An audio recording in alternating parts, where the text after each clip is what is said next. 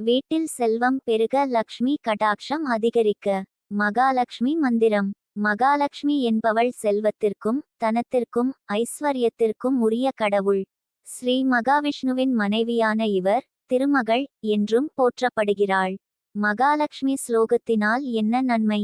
ஒரு ஊரில் ஒரு ஏழை பிராமண தம்பதிகள் வாழ்ந்து வந்தார்கள். வறுமை அவர்களை வாட்டிய நிலையில் 4 பெண் குழந்தைகளை வைத்து கொண்டு மிகுந்த இன்னல்களுக்கிடையே போராடி கொண்டிருந்தார்கள். 4 பெண் குழந்தைகளை எப்படி படிக்க வைத்து திருமணம் செய்து கொடுக்க போகிறோம் என்ற அச்சம் அவர்களை அல்லும் பகலும் வாட்டியது. உண்ண உணவு, உடுத்த உடை கூட இன்றி வறுமையில் ஒவ்வொரு நாளும் ஒவ்வொரு யுகமென கழிந்து கொண்டிருந்தது. இந்த நிலையில் ஒரு நாள் அவர்களது வீட்டிற்கு ஒரு துறவி யாசகம் கேட்டு வர, அந்த தம்பதிகள் என்ன செய்வது என்று புரியாமல், ஐயோ, நம் வீட்டில் எதுவும் இல்லையே, இவருக்கு பிக்ஷையிட என்று கலங்கி நிற்க அந்த துறவி அவர்களை பார்த்து, உங்கள் நிலைமை எனக்கு புரிகிறது. உங்கள் நிலைமை மாற வேண்டுமானால் நான் சொல்வதை செய்வீர்களா என்றார். அதற்கு அந்த தம்பதிகள், என்ன செய்ய வேண்டும் சுவாமி, எங்களால் முடியுமானால் நிச்சயம் செய்கிறோம் என்று கூறினார்கள். அப்போது அந்த துறவி அவர்களை பார்த்து, நீங்கள் தினமும் காலையிலும் மாலையிலும் நான் சொல்லும் இந்த மந்திரமான ஓம் ஸ்ரீம் ஹ்ரீம் க்ளீம் மகாலட்சுமி மகாலட்சுமி ஏகி ஏகி சர்வ சௌபாகியமே தேகி ஸ்வாஹா மந்திரத்தை 108 முறை பக்தியுடன் சொல்லி வாருங்கள்.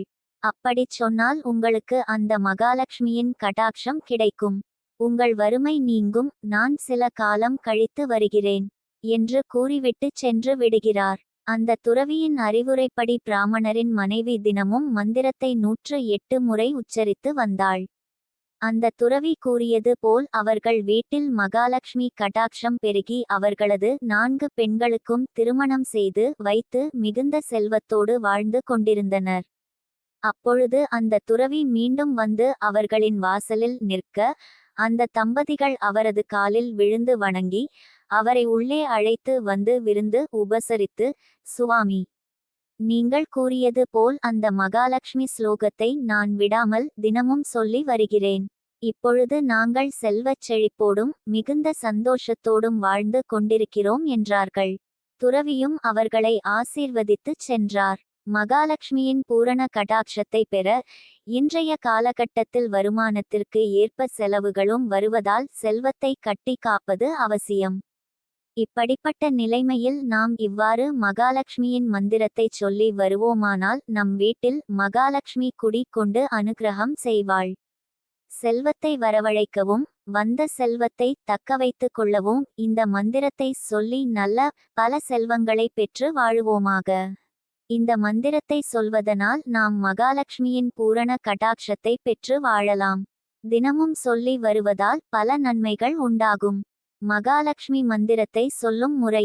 இந்த மகாலட்சுமி மந்திரத்தை மிகவும் கவனமாக உடலும் உள்ளமும் சுத்தமாக வைத்து பூஜை அறையில் உட்கார்ந்து யாரிடமும் பேசாமல் கண்களை மூடிக்கொண்டு மகாலட்சுமியை மனதில் நினைத்து 108 முறை சொல்ல வேண்டும்.